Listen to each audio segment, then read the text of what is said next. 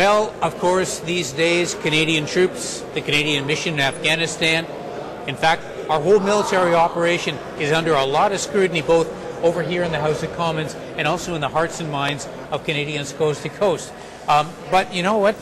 Supporting the troops goes beyond just being behind those people who are wearing the uniform and carrying the weapons. It goes to support the people who previously supported us and who today are veterans. And there's nobody who is more articulate, more passionate, or I think more committed to our veterans than this guy. He's Peter Stoffer. He is a member of Parliament, NDP member of Parliament from Nova Scotia, Sackville, Eastern Shore, as you're riding.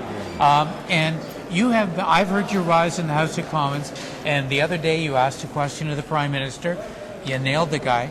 You basically said, and you were talking about a widow of a veteran that the Prime Minister had said would be supported. Yes.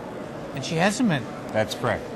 What happened when you asked the question? What it was is the widow was asking for, not just for herself, but for all widows and widowers in the country of retired and deceased military personnel. And it's called the Veterans Independence Program. And what it does, it enables a veteran and or their spouse to be able to stay in their home longer with groundskeeping and housekeeping services. This program actually saves governments money. Now, so far, roughly around 98,000 widows and veterans received the program.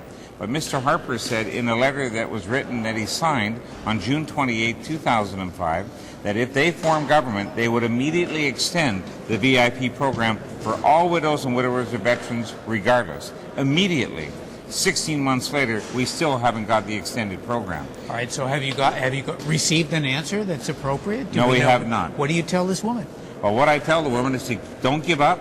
Keep working with us and other members of Parliament who are sympathetic to your view, and we'll keep going after the government. A promise is a promise. And we know other promises the Prime Minister made to other people aren't kept.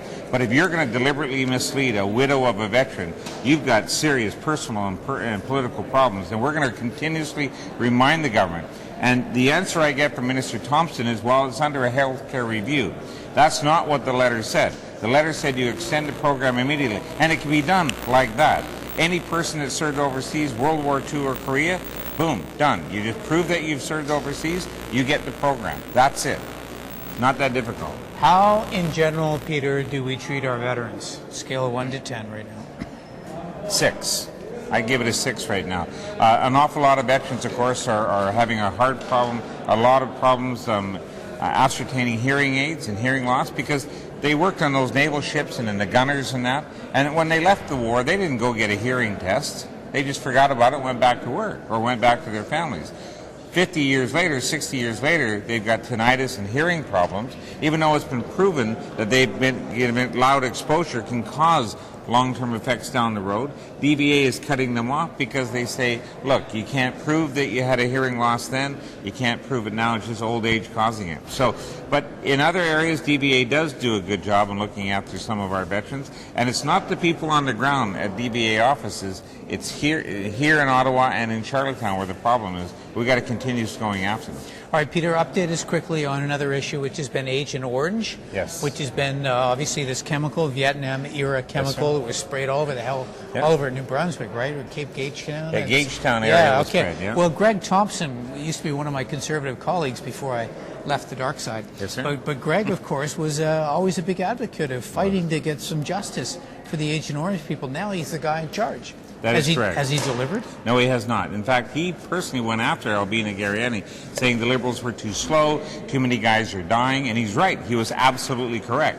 The fact is, he said if he formed government, that they would move much, much faster. 16 months later, a few thousand people have died from the exposure of Agent Orange, and now they don't get compensation. And all we're hearing about is, yeah, it's coming, it's coming.